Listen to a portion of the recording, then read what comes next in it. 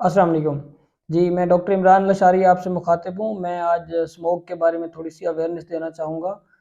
बात करते हैं कि स्मोक है क्या और इसके क्या-क्या नुकसानात हैं और इससे बचने के लिए हमें क्या करना चाहिए। जैसा कि नाम से ज़ाहिर करता है, स्मोक बेसिकली स्मोक और फॉग यानी कि धुएँ और जो धुंध है उसके मजमूए को स्मोक कहते हैं। और क्योंकि स्मोक के अंदर धुएँ के अंदर बेसिकली कार्बन होती है और सल्फ़र होती है, जो कि बहुत ही नुकसानदेह चीज़ें हैं। और जो फॉग है वो बेसिकली वाटर पार्टिकल्स यानी कि पानी के ज़रात जो कि हवा के अंदर मिक्स होते हैं, और एक हम इस तरह भी कह सकते हैं कि ऐसे बादल जो बाद में ज़मीन पे गिर रहे होते हैं, वो फॉग होती है। फॉग और स्मोक के बनने से स्मोक बनती है, और स्मोक के बहुत ही मुज़र असरात हैं सेहत पे। अमूमन ये अक्टूबर से दिसंबर के दरमियान इन मंथ्स में ज़्यादा पाई जाती है, लेकिन अब जैसे-जैसे मौसम आगे जा रहा है तो जनवरी तक ये चली जाती है। तो इस मौसम में जो स्मोक के जो बुरे असरात हैं वो ये हैं कि ये आपकी स्किन को भी डैमेज कर सकती है, एलर्जिक रिएक्शंस होते हैं इसके स्किन में। इसके अलावा आपकी आँखों को ये मुतासर कर सकती है, और आँखों के अलावा जिस सिस्टम पे मैं ज़्यादा बात करना चाहूँगा वो हमारा रेस्पिरेटरी सिस्टम है।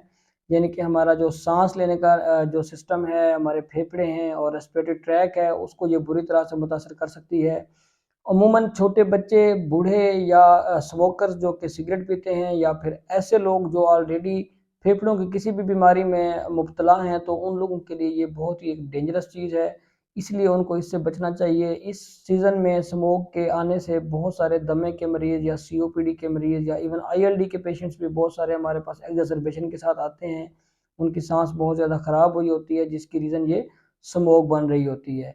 क्योंकि स्मोक के अंदर जो पार्टिकल्स हैं, ये जैसा आपको स्किन पे एक एलर्जिक रिएक्शन करते हैं, तो आपकी जो सांस की नाली हैं उनको भी जाके तंग करते हैं, और जो सेंसिटिव लोग होते हैं उनमें ये बहुत सारे प्रॉब्लम्स काज करते हैं। और इससे बचने के लिए सबसे पहला स्टेप जो है, एक तो आप पानी ज़्यादा पिएँ, और अपने अगर आप छाती के मरीज़ हैं तो अपना जो चेस्ट स्पेशलिस्ट है या जिससे आप दिखा रहे हैं उससे आप लाज़मी मुआयना करवाएँ। और स्मोक में बाहर निकलने से या तो अवॉइड करें, या फिर अगर आप बाहर जाते हैं तो मास्क का इस्तेमाल आप लाज़मी करें। और अगर आप स्मोक वाले सीज़न में बाहर से होके वापस घर आते हैं तो अपनी आँखों को आप बार-बार धोएँ, अपने नाक में पानी डालें और कुल्ली करें, गरारे करें। जैसा कि वुज़ू में हम दिन में 5 मरतबा कुल्ली भी करते हैं, नाक में पानी भी डालते हैं, और मुँह भी धोते हैं, जिससे हमारी आँखें धुल जाती हैं। तो नो डाउट ये एक नमाज़ का बहुत बड़ा फ़ायदा है कि स्मोक के सीज़न में आपको बहुत सारी बीमारियों से बचाती है, और वुज़ू में एक शिफ़ा है।